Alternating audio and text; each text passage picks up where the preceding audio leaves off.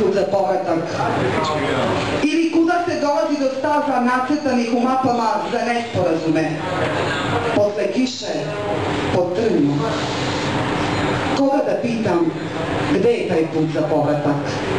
Da ne pominjem kišu, dovoljne su 2 kapi za jedno osveženje.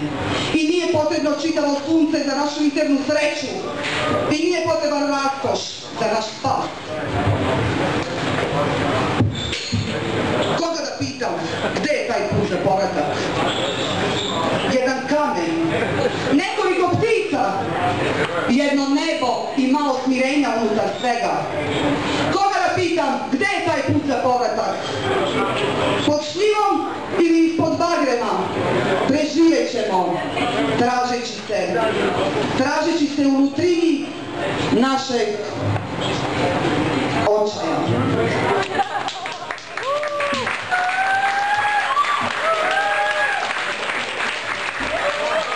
Hvala.